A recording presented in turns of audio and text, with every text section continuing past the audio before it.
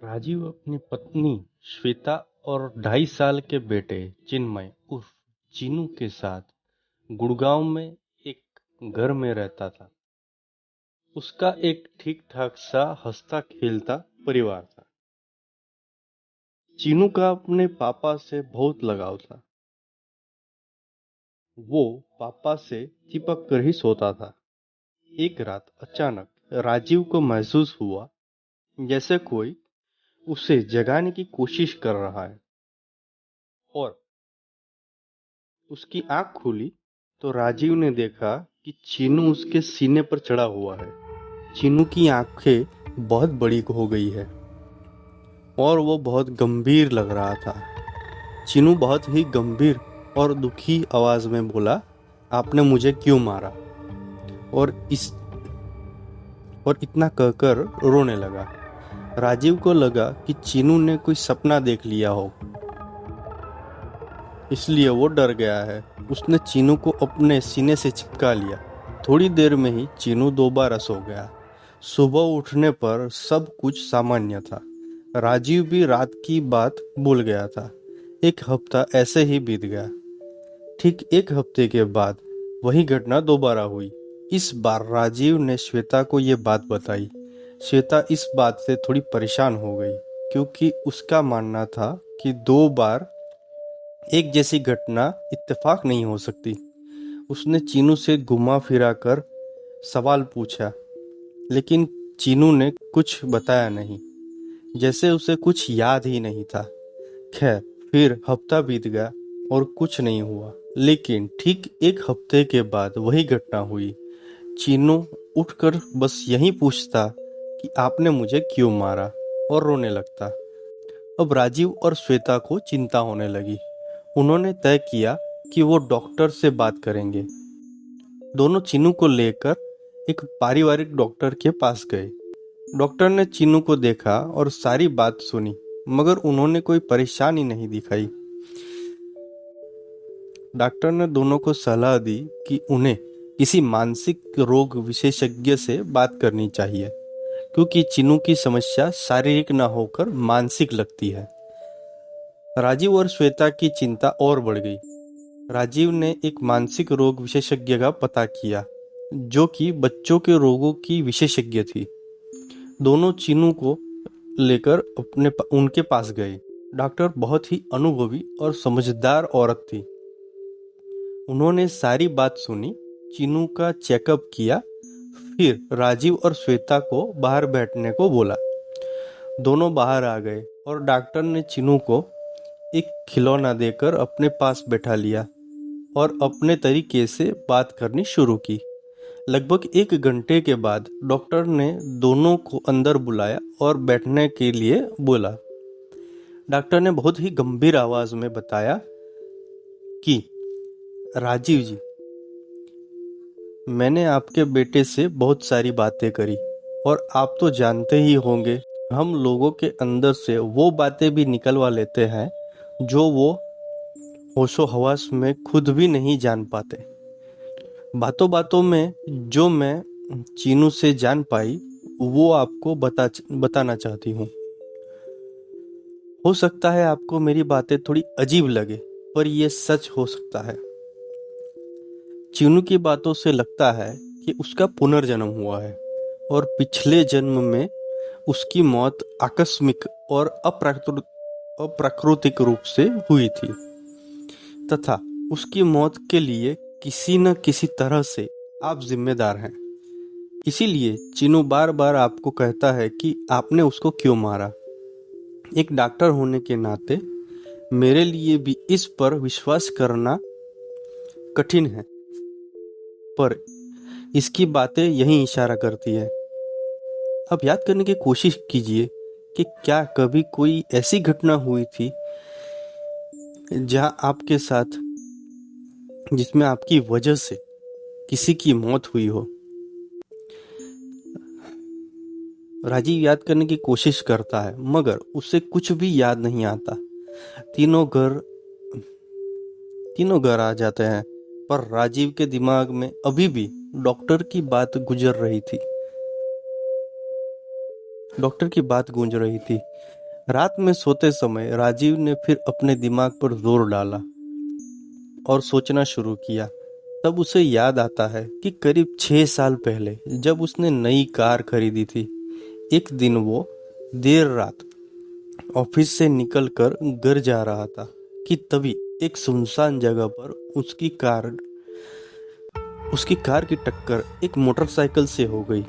टक्कर की वजह से मोटरसाइकिल और उस पर सवार व्यक्ति दोनों सड़क के किनारे जाकर गिर गए। एक तो नई कार, ऊपर से सुनसान जगह। राजीव घबरा गया और कार नहीं रोकी। राजीव ने श्वेता को पूरी बात बताई, लेकिन ये भी कहा कि उसे बिल्कुल नहीं पता कि वो आदमी बचा था या नहीं। दोनों ही इस बात को लेकर बहुत घबरा उठे और बेचैन हो गए। राजीव ने श्वेता से कहा कि पता लगाना चाहता है, क्योंकि उसे उम्मीद थी कि शायद वहां से चीनू की ठीक होने का कोई रास्ता मिल जाए। राजीव ने पता लगाना शुरू किया तो पता चला कि वो आदमी ज्यादा चोट लगने की वजह से मर गया था। मानेसर थाने में रिपोर्ट दर्ज हुई थी और उस आदमी की शिनाख्त हो गई थी, पर कार वाले का पता न लगने के कारण केस बंद हो गया था। ये सारी ब्यौरा और उस आदमी का नाम पता थाने में मौजूद था। राजीव ने अपनी जान पहचान लगाकर सारी डिटेल निकलवा ली। अब राजीव और श्वेता ने तय किया कि वो वहां जाएंगे और आगे की बात पता करेंगे। अगले दिन ही दोनों चीनू को लेकर उस पते पर पहुंच गए। घर की चौखट पर पहुंचकर राजीव ने चीनू की तरफ देखा, मगर चीनू बिल्कुल सामान्य था। ये एक पुराना घर था। बाहर खड़े रहकर राजीव की धड़कनें बढ़ गई थी और उसी बड़ी धड़कनों से राजीव ने घर का दरवाजा खटखटाया। थोड़ी देर के बाद करीब 40 से 45 वर्ष की महिला ने दरवाजा खोला।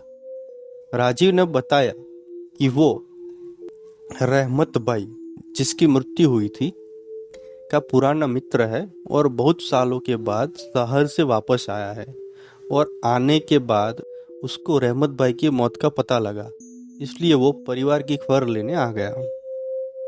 उस महिला ने बताया कि वो रहमत की पत्नी है और घर में उसके अलावा परिवार में उसके 2 बेटे हैं और रहमत के बूढ़े अब्बू और जो चल भी नहीं सकते। बेटे अभी छोटे हैं, इसलिए घर चलाने की जिम्मेदारी रहमत की पत्नी पर ही है। राजीव और श्वेता को सब सुनकर बहुत दुख हुआ। राजीव को ऐसा लग रहा था कि जैसे वो इस सब का जिम्मेदार है।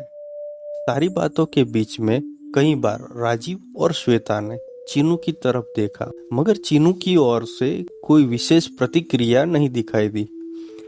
थोड़ी देर के बाद उन्होंने उन लोगों से विदाई ली और अपने घर की ओर चले गए।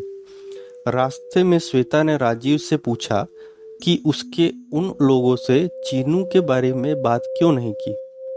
राजीव ने कहा कि चीनू प्रतिक्रिया से ऐसा कहीं से भी महसूस नहीं हो रहा था कि वो उस घर को या वहां के लोगों को पहचानता है, और पता नहीं सारी बात जानकर वो लोग क्या कहते।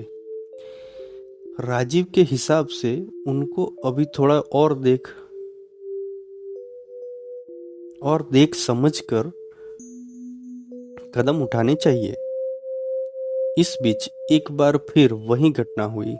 चीनू ने राजीव को जगाया और कहा, आपने मुझे क्यों मारा, और रोने लगा।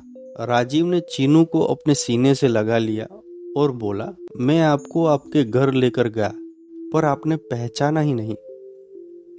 चीनू ने बहुत ही अजीब तरह से राजीव को देखा और लगभग चिल्लाकर बोला, नहीं, वो मेरा घर नहीं। और इतना कहकर वो और तेज फूट फूट कर रो पड़ा। श्वेता, जो अब तक सारी बात सुन रही थी, बहुत ज्यादा घबरा गई। कुछ ही पलों में चीनू सो गया, मगर राजीव और श्वेता की नींद उड़ चुकी थी। दोनों को समझ नहीं आ रहा था कि क्या करे क्या ना करे। दोनों ने एक बार फिर मनोचिकित्सक से बात करने का सोचा। राजीव ने अगले दिन के लिए डॉक्टर से मिलने का समय तय किया। निश्चित समय पर दोनों चीनू को लेकर डॉक्टर के पास पहुंचे। राजीव ने डॉक्टर को अब तक की सारी बातें बताई। सारी बातें सुनकर डॉक्टर भी चौंक पड़े। उसने दोनों को बाहर बैठने को कहा और चीनू से बातें करनी शुरू की। धीरे धीरे चीनू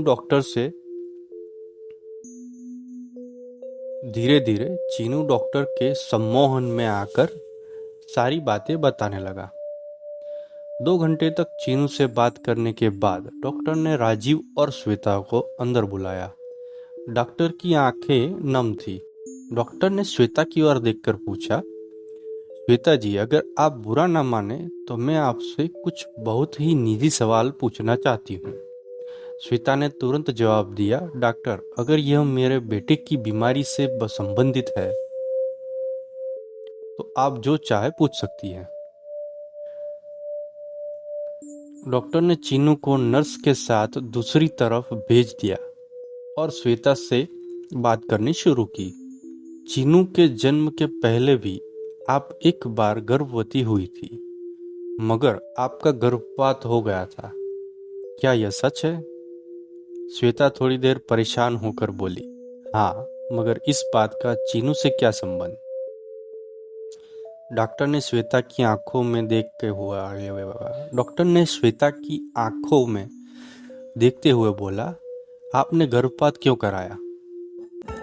श्वेता कुछ नहीं बोली, केवल राजीव की ओर देखने लगी। राजीव बोला, डॉक्टर, यह तब की बात है जब हमारी शादी को केवल 1 साल हुआ था और हम परिवार को बढ़ाने के लिए पूरी तरह तैयार नहीं थे, इसलिए। डॉक्टर ने उनकी बात काटते हुए कहा, क्या केवल यही वजह थी या कुछ और भी थी? इतना सुनने के बाद श्वेता रोने लगी। डॉक्टर ने बोलना शुरू किया, मैं सच सुनना चाहती हूँ राजीव। आपके मुंह से राजीव के चेहरे पर बेचैनी और घबराहट थी। उसने बोला, दरअसल बात यही है कि हमें पता चल गया था कि वो लड़की है और मैं पहला बच्चा लड़का चाहता था, इसलिए मैंने श्वेता को गिराने के लिए समझाया। डॉक्टर ने कहा, और इसलिए आपने अपनी ही बेटी की जन्म से पहले हत्या कर दी। आज तो वो आपके बेटे के रूप में आपसे अपनी हत्या का जवाब मांग रही है। जी हाँ, चीनू आपकी उसी बेटी का पुनर्जन्म है। शर्म आनी चाहिए आपको। आप जैसे पढ़े लिखे और ऐसा करेंगे तो औरों का क्या? जाइए अपनी बेटी से माफ़ी मांगिए, हो सकता है वो आपको माफ़ भी कर दे, क्योंकि बेटियां ऐसी ही होती है। लेकिन मैं और ये समाज आपको कभी माफ़ नहीं करेगा। अगर आपको हमारी कहानी पसंद आ रही है तो हमारी कहानी को लाइक कीजिए, शेयर कीजिए और ऐसे ही और कहानियों के अपडेट्स के लिए हमारे चैनल को सब्सक्राइब कीजिए।